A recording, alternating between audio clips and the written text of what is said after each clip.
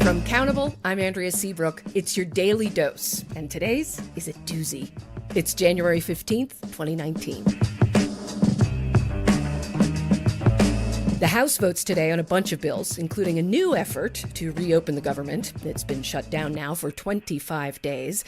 In the Senate, the Judiciary Committee is hearing testimony from Bill Barr. That's the president's nominee to be the next attorney general. He's pledged already to let the investigation into Russia, the 2016 election, and President Trump continue to its close. On the Senate floor, lawmakers vote on a bill that would replace sanctions it lifted earlier on a Russian oligarch. And speaking of Russia, House Democrats are considering issuing subpoenas to the White House for transcripts of Trump's private conversations with Vladimir Putin.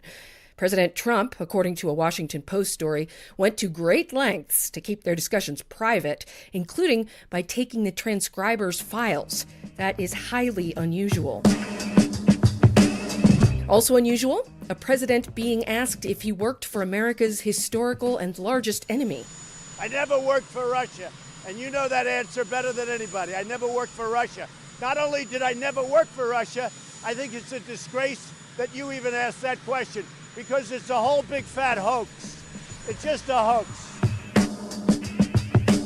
President Trump at the White House. Countable citizens are having a hot debate right now on this question of subpoenas.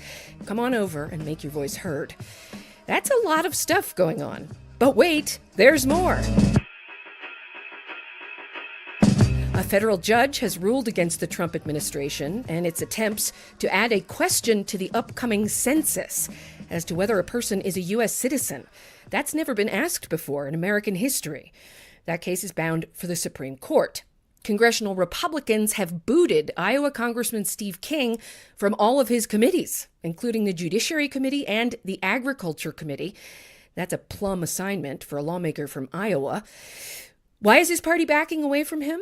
Well, the New York Times quoted King as saying, "White nationalist, white supremacist, Western civilization, how did that language become offensive?" But perhaps the better question is, why is his party backing away from him now? King has a 2-decade-plus record of racist rhetoric, including this from a panel on MSNBC on the opening night of the Republican National Convention in 2016. I'd ask you to go back through history and figure out where are these contributions that have been made by these other categories of people that you're talking about. Where did any other subgroup of people contribute more to civilization? Than white people? Than Western civilization itself, that's rooted in Western Europe, Eastern Europe, and the United States of America, and every place where the footprint of Christianity settled the world. That's all of Western civilization. So, like I said, lots of stuff going on. Now, what can you do about it? Here are 3 things. Number 1, go join the debate about subpoenas of the Trump-Putin transcript. Tell us about it at Countable, and better yet, tell your reps what they should do. Number 2, learn about the agencies that are still shut down and those who are working but aren't being paid.